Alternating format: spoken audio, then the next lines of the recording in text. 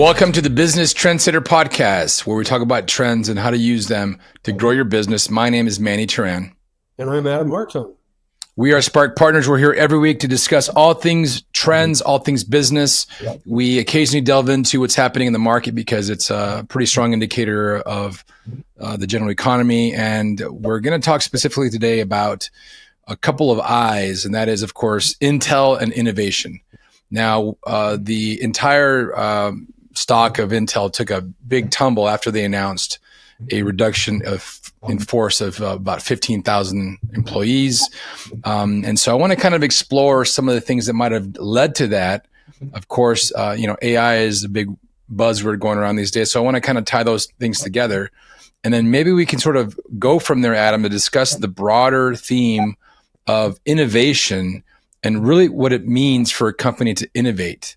So let's kick it off there. Sure. Well, I think we need to make sure we acknowledge the elephant in the room, which is the high volatility in the stock market the last few days. I don't think it's our job to try to tell people what volatility occurs. Even the people that claim to be experts, I've been reading, they're not even doing a great job of saying why.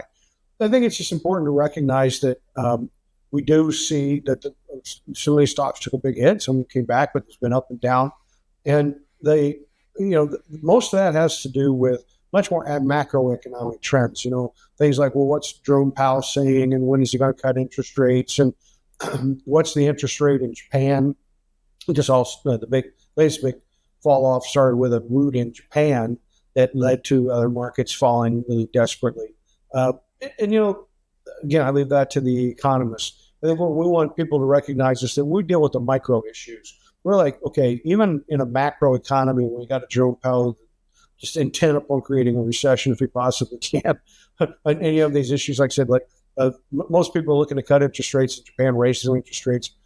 The reality is that from a micro perspective, that's really not material to what the decision-making process that people should make.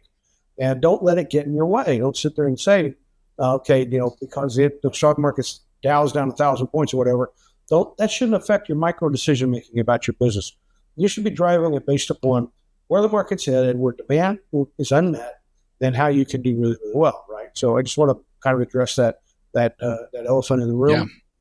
Yeah. How quickly will these markets recover, or some of these stocks recover? Well, it's fool's errand to try to be a timer on stocks, and I wouldn't try to do that. What I would say is we want to look at great companies. And great companies are the ones who recognize unmet needs and fill those needs. And if you wound the clock back, to the 1980s and 1990s, man, Intel was a huge winner. Clayton Christensen, when he wrote The Innovator's Dilemma, after that, he was very, very big talking about Intel quite a bit. There was a company that had been in memory chips. Memory chips became much more of a commodity that were being mass produced all around the world. And as profits were struggling, the CEO of the company moved them into semiconductors.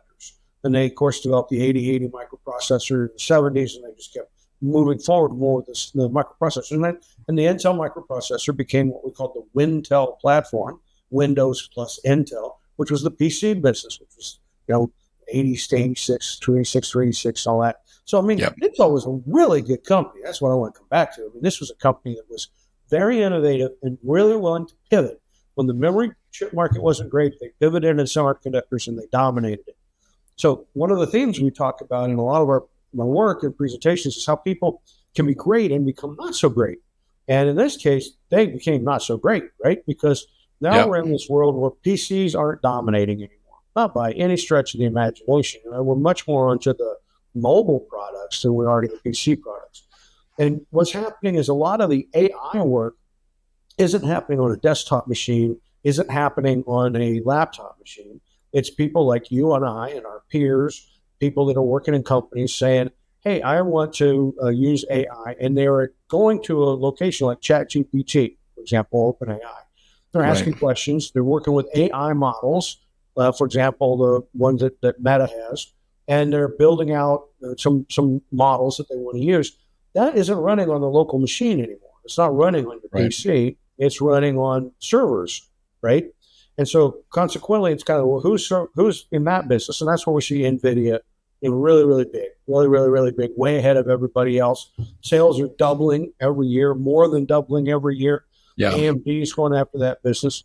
So that's sort of business one. And then business two is that mobile business, which is what happens on your phone, and how are you doing it? Now, I don't want to downplay this. There are going to be AI chips put into PCs, and we're going to be able to have AI effectiveness in how we use things like Excel and Word, and those wintel products that have been around for a long time. But that's still going to be there. People are going to use PCs and Macs, and there's a market for that. But let's be honest, that's 5-10% of the application, maybe not even that. The most of it's going to be the one that's out there running on those servers. And then the second one's going to be what people are doing with their mobile devices. So, getting micro about this is really important. It's starting to say, oh, Nvidia is down, so nobody cares about AI anymore. You're really leaping to a conclusion that's unjustified. Mm-hmm. Yeah, I think the smart thing to do is like how you started off, right? If you're a business owner or executive, you've got to make these long-term strategy plays, and there might be things, chatter that happen. Everybody freaked out when the Dow fell and all this, but those things should be almost immaterial, right? For the long game, of course. And if you're in business, even if you plan to sell your business in a year, you still have to have that long game mentality. You can't be making these short-term decisions and affecting the possible exit. And certainly Intel might have missed the boat on AI, quote unquote, but they're not exactly going to just wait in the wayside. They're going to actually adjust, make adjustments. They made this big reduction in force, which is of course not an easy thing to do. But I don't think they're going to go out without a fight. Well, I kind of agree with that statement, but I want to get even more specific about it than that. So I would say to people, if you're looking at these players on our audience basis, I'm trying to figure out which chips they're going to use. They're buy-in devices, okay? But Nvidia is going to be around and be a leader for at least the next couple of years, although they have competition because Facebook, Meta's making its own chips, Google's making its own chips, Apple's making its own chips, AMD's making chips, and there's competition there. But they're going to be really hammered away, as with AMD, in terms of developing the chips. But when I go back to Intel, what I would say is they really did miss the AI boat, because they were there. They've been like everybody else. TSMC, you talk about these players, everybody's looking at the same market dynamics. But Intel didn't do it. And so as a result, they don't really have a product line servicing the AI market today. So they've got this infrastructure play where they own these foundries, right? And they're able to make chips, and they're getting money out of the CHIPS Act, federal government subsidies. They're getting money to keep those foundries alive, keep them working, and bring chip manufacturing to the United States. And that's going to keep them in business. They're not going to go out of business. They've got big investors in that. It's more of a, the guy who's figuring out how to make a tractor as opposed to the guy who's developing a whole new tractor and a better tractor that's going to sell like crazy. This is more like I'm an outsourced manufacturer. And we see that in, for example, pharmaceuticals, and the outsourced manufacturers don't make anywhere near what the inventors of pharmaceutical do. The guys, the Abbotts, the people that AbbVie's that make the design that pharmaceutical, they make huge money. The manufacturers, not so much. So the infrastructure side of Intel stabilizes the business, keeps them in the game. But they really have to have new product. They really have to get there. And I'm very, very disheartened. And I want to come back to where you started this morning, where you talked about, for example, laying off. They said they're going to lay off 15,000 people, and they're going to cut $15 billion in costs. They had billions of losses. In 2023, they had a $7 billion loss. And in 2023, their revenues in the semiconductor business fell 31%. And they fall, I think, another 9% already in 2024. So, as a result, they're laying people off, they're cutting their dividend. Those sort of tactics tend to throw you into trouble more than fix you. We sit there saying, okay, I got to protect the mothership. Okay, we got to make sure that we don't go out of business. We got to save money. Let's go get the next. Understand that. But when you're making that kind of drastic cuts, one, it's going to hurt your culture. There's no doubt it's going to hurt your culture. Now, if you're a good engineer, then you've been like, hey, Intel is a great company. I want to be there. You're not going to be like that now. You're going to be like, I'm going to go TSMC. I want to find someplace else so that I think more on the game. So hiring is going to be hard. The people in the company are going to be upset. They're not going to get their bonuses. They may not get them for a while, right? It kind of like, think about when Blockbuster, for the last 5 years before Netflix kind of the nail went in the coffin of Blockbuster. Blockbuster is a horrible place to work because there was no growth. Revenues were down. They didn't have an answer for the at-home shopper to be delivering direct at home. And so it was just a terrible culture. And the really good people that were at Blockbuster all went somewhere else, right? And so at the end of the day, it was very difficult for them to try to sustain. And I think this 15,000 person layoff, that's bad. We haven't seen that kind of tech layoffs that deep, especially in a category that's growing like semiconductors. So that's a bad sign. And the second thing becomes, you're suspending your dividends, so you don't have the investors behind you anymore. They're not going to rally to your support. If you borrow money, you're going to have to pay a much higher yield on that money because you have more of a risky asset. So where are you going to get the money to develop the next big thing? How are you going to try to leapfrog? When okay, now I lost his name, but the guy who was the CEO of Intel back in the 80s, he came up with this law, Moore's Law. Moore's Law, yeah. But anyway, he came up and said, the power of microprocessors will double and the cost will halve. I think it was every 16 months. And every 18 months, yeah. It was leading the pack in terms of the semiconductor. We don't have anything like that happening at Intel now. Those kinds of phrases are coming out of the leadership at Nvidia these days. So when I look at this, I say from an innovation perspective, and a future perspective, wow, did you miss it? And you missed it so bad. And you've not caught up, and you don't have any plans to catch up. I mean, that's the other thing. When I'm trying to read about this whole thing on Intel, the CEO's out there making statements, but it's all talking about cutting costs and I guess stabilizing the ship and phrases like that. But he's not saying, oh, you know what? 2 years ago, we started a program and we're going to be catching up with Nvidia in the next 6 months. I'm not hearing that. And that would cause, I'm sitting there like, okay, so you're just going to be a founder? You're just going to make chips? Well, okay? you can never save yourself to, save money enough to become wealthy. You've got to actually put your money where your mouth is and actually start doing things with it. Yeah, you don't save your way to prosperity. That's for sure. So, again, we don't pick stocks and we don't tell people where to invest. But, I'm not optimistic about this situation. I think it's a pretty ugly situation. And again, I'd come back to if the CHIPS Act wasn't there and there weren't a lot of federal subsidies hanging out there that Intel's taking advantage of, I don't think they'd survive right now. I think they'd be in a situation that the foundry business would be purchased by someone else, and this part of the business would probably just disappear and become something else entirely. And so, I blame leadership for that because, as you said, where they missed it was they didn't innovate early enough, and now they're in a bad situation to innovate. They're late, and they don't have resources. And, this is kind of something we see happening in terms of innovation overall. In the future, we're going to go through a Boston Consulting Group report on innovation. But just one top line out of that, the most recent report, which came out last week, was that the vast majority of money being spent on AI is being spent on efficiency improvements. So it's people saying, I do a job in my company, I have a function in my company, I want to see if I can use AI to do it more efficiently and cut costs. That is not strategy driven. It's business model driven. It's sustaining innovation driven. But the problem is that that's not really where the real good ambition in AI is. It's kind of like, I don't want to process loans faster in a bank. I'd like to have AI somehow get the customer data and authorize the loan, or say, this is the customer bet at 80%, and this is a good customer but at 2 points more risk on the yield, or something like that, or even to the point of being able to search through my customer situation and recommend things like, this customer based upon their portfolio, their current statuses would be a good customer for us to go towards offering a new mortgage or offering them funds for a business, starting a new business. Somehow the AI would say, this looks like a good bet for the bank if you go and help work with this particular client. That's where you're getting breakthroughs. You're going to be able to say, we're a bank that cares about people. Not just, hey, I can process a loan more efficiently. And right now they're saying something like 83% of all the AI money in substantial, I think BCG mostly follows big corporations, but 83% is going into these efficiency improvements.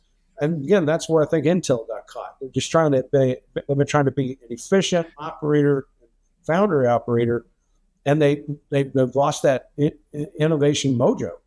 Yeah, I think this is an excellent opportunity to share with our listeners and viewers one of the core tenets of Spark Partners and of your book and just in general, this concept of sustaining versus disruptive innovation, and then the idea of defend and extend strategy, if you will. And I think these are all really important things. And we have a lot of listeners that are small business owners, maybe have a $1, $2, or $10 million business, and they're trying to grow it, and they think, well, what can I learn from this Intel thing?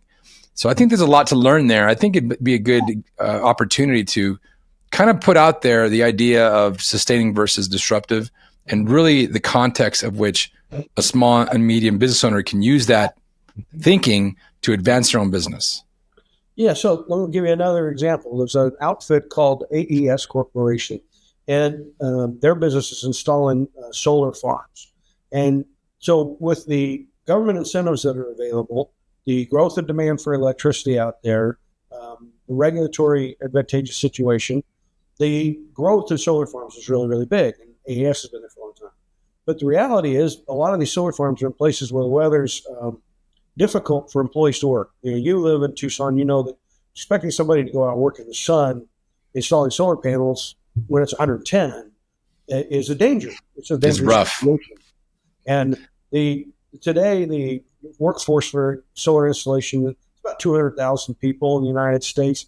They're projecting that to meet the demand, it's going to take 500,000 people. And this AES Corporation took a look at it, and they said, you know what, that's just unrealistic. It's unrealistic that we're going to get 500,000 people.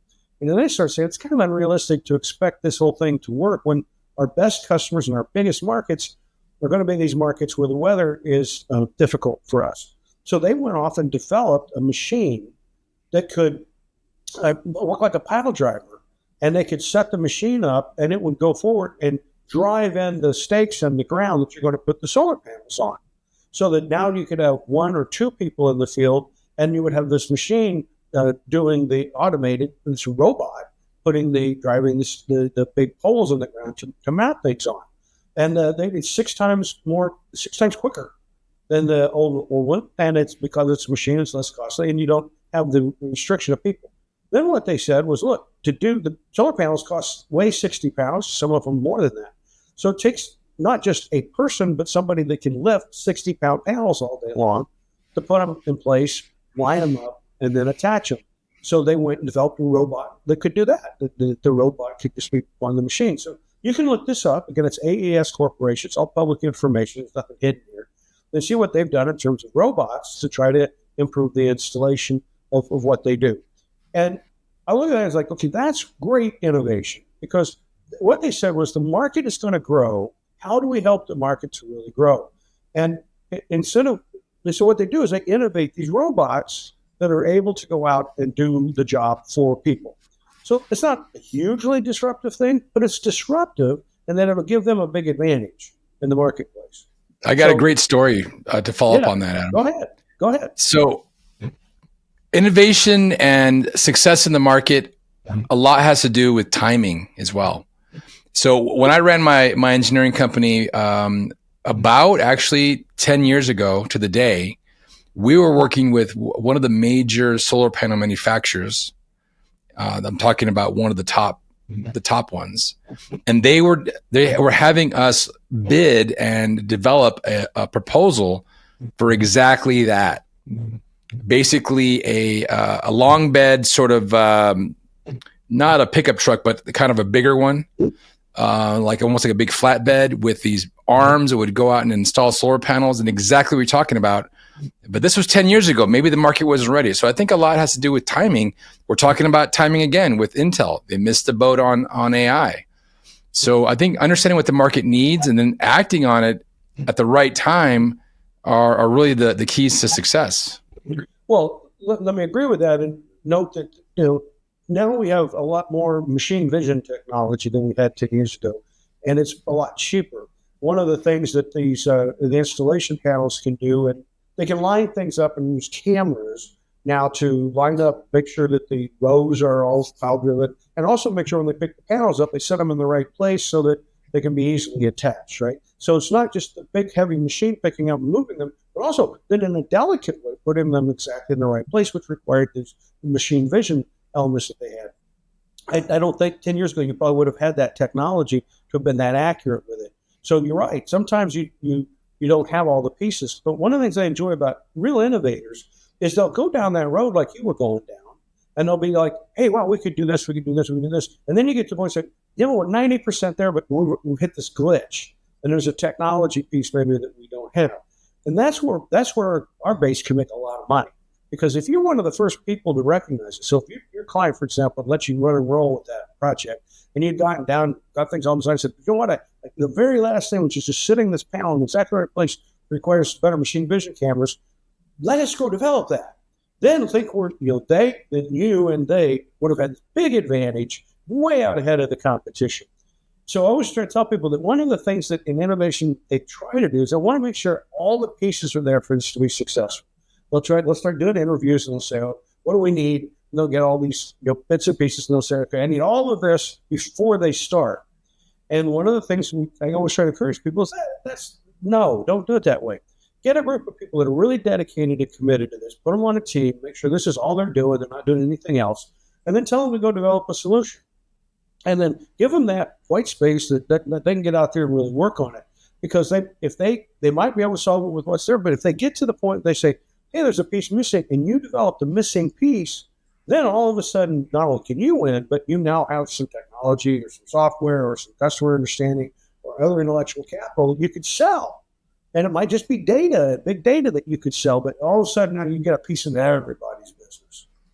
Yeah, and what's interesting is that we bid on that project to do a prototype. I think it was like $350,000 to do a single prototype. Do the development. And machine vision was nowhere near what it is now. But I remember having a follow-up conversation with one of our interface engineers on the other side, and he was very excited about the opportunity. And what he told me, when I asked him why didn't I thought you were really certain this was going to fly.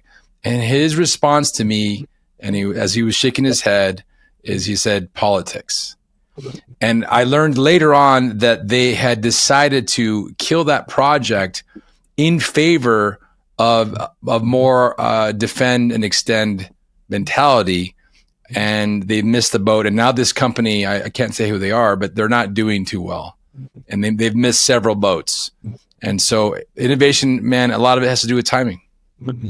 So you made me think of another story, and that's Walgreens. Walgreens has been around for 100 years, and they did some interesting innovations in their life. A lot of people, what I think is funny is in 1929, they were the first people to invent the malted milkshake. And you think how trivial that was, but what happened was it was 29, Prohibition had come in. The malted milkshake was considered more flavorful and filling and had advantages over traditional milkshake. They became the largest manufacturer of ice cream in the United States by selling malted milkshakes in the Great Depression. And wow. It was really good for their business. So they used this innovation in an area that didn't have anything to do with pharmacies to help them go back to the next step and to save their business and to do very, very well. And so one of the things is that a lot of people don't want to take the time to do that. Well, Walgreens was pretty good about doing innovations and going, and all the way up to 2015. But in 2012, they invested in Theranos. And that, of course, was a mistake. And they got way too close to it. They got way too invested in it. There was they didn't take certain precautions to have people do secondary views of the technology and some things like that. Oh, yeah, it turns out a mistake. So in 2015, what do? They say, we're not in this game anymore, and we're out of it. Okay, that's all right, too. Everybody makes mistakes, But what they did then was they quit innovating. Then they started saying, okay, we're not going to do that kind of stuff anymore. And the number of stores they had has dropped from 9,000 to the end of this year, 6,500. The business has shrunk. If you walk in a Walgreens store today, it doesn't look anything like it did 5 years ago. So here you have a company that did another innovative thing they did is in the 80s when they were introducing drugstores being much more than a pharmacy, they were the number one retailer of liquor in the United States. Yeah. Because they took advantage of the situation. All that went away. They got conservative, like you said. Politics got in the way. They said, we made a mistake with Theranos. We're not going to repeat that mistake. We start to become a mistake-free organization. That kills innovation. Who can go innovate if you're told we have to be a mistake-free organization? Mistakes are part of innovation. You learn and you get better. So you're absolutely correct that timing and politics can have an awful lot to do with what you do in the way of innovation.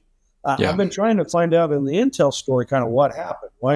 How did somebody miss this? But I haven't been able to, haven't found anything in the public literature yet that explains the sort of Theranos event that Walgreens had that might have happened at Intel. But it is true that we see that happen. The politics get in the way. Something occurs. Somebody doesn't want to make a mistake anymore. And then they start saying, well, I'm afraid we either A, don't have the market, or B, we don't have the technology, or C, we don't have the engineers, or D, we don't have the installation or the development capabilities. Then they let any one of those kind of things just get in the way and therefore stop moving forward with innovation. Yeah, well, what's interesting is that back to the small and medium business owner and executive is, look, you make a mistake and you lay off 15,000 people, it's going to hurt. It's going to take some time to recover. You're going to have to do some pretty major overhaul to your culture, your investors. I mean, it's a big deal, right? As a small and medium-sized business owner, if you have a similar issue where you got to lay off 15% of your workforce, I tell you what, you can likely recover much faster and be able to maneuver because you're not steering this Titanic-sized ship. You've got a smaller dinghy you can go around and shift. We had a great podcast a couple of years ago about the Singer Corporation, the sewing machine folks. And we've had, many really good discussions about companies that have made the right decision and gone in almost a completely different direction from where they started. I think that Walgreens, it's a sad story, but it is what it is. There's lots of sad stories. Blockbuster was a sad story. Toys R Us, these are all sad stories. Let's just hope that Intel is able to innovate, bring out all those things and not be afraid to innovate again to catch back up to where they need to be for their constituents, really. And bringing us back to where you started, again, the big volatility that happened in the last week on the stock market, there was some people in the popular press that were saying that stocks were dropping because AI wasn't going to have the payoff that had been anticipated. And therefore, the prices have been run up too high. And I would encourage our listeners to not pay attention to that kind of thinking, because it might say, well, hey, maybe AI isn't what I thought it was. Let's be careful, or let's slow down.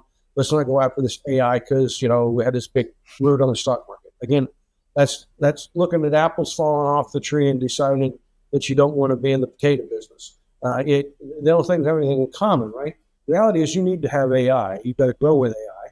If some of the stock investors think that Nvidia got overpriced or Microsoft got overpriced, that doesn't matter. It's not part of your microeconomic business decision making.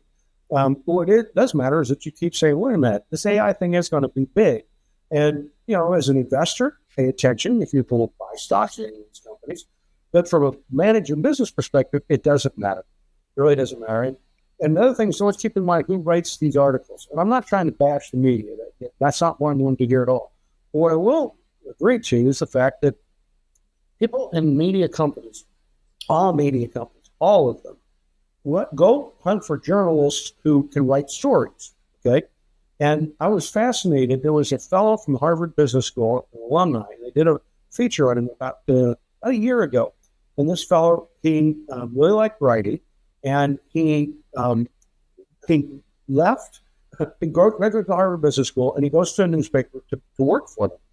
And he starts writing articles for the business section. And the head of the business section moved him out, took him out of the business and made him go to a different part of the newspaper. Then he said, your articles sound too much like what the CEO says when we interview them. And I'll never forget that, because what struck me was here was a fellow who was highly trained in business. And as a result, he was thinking about second and third steps and all the different pieces of employees, constituencies, customers, all that. And he was writing more nuanced articles for this top tier newspaper. And their point of view was that they thought that was bias. And they thought it was too pro-business. And so they said, you can't be in writing business articles anymore. So when you're reading something on your favorite location, I don't care if it's Fox or if it's the New York Times, Washington Post, or Market Watch, keep in mind that the people writing these articles are not Manny and Adam. They're not people that have long data records tracing these companies, paying attention to trends. who have developed informed opinions and made big predictions and shown with accuracy that they can see where this stuff is headed. The people writing these articles are trying to write something that's very current about what happened. So yesterday, whenever the stock market went crazy bad, and the Dow found 1,000 and the Japanese market's off 10%, their reaction is, the simple answer is Jerome Powell didn't cut the interest rates and AI is overpriced. Mm-hmm. That was fine for that day. And they're off. They're gone. They're down the road, and they'll never revisit that. They'll never come back in 2 weeks and say, we were wrong. In 2 weeks, they'll be saying, well, this is now what we think happened. So as readers and consumers of media, it's important to recognize, we've said this before, don't let headlines drive your decision-making. Don't let headlines even bias you. Try to sit there and say, what is my point of view? And is something happening today that's really important that would hurt me? If you're buying chips from Intel, yes, this is really important. Very few of our customers are buying chips from Intel. We're buying the products that AI is operating on. And don't let the media's immediate whipsaw one-day reaction that AI is overdone cause you to change your decision-making process about trends that are very, very important for the future of your company. Very well said, Adam. Very well said. Lots of good nuggets in this podcast. I think there's a lot to really consider. The long view, understanding innovation, understanding these how timing and the market are all interrelated. And so enjoy the rest of your time in Alaska, I think you're at. So have fun up there, and we'll talk to you next time. Like the coach anywhere I go. Thank you, Manny. Cheers.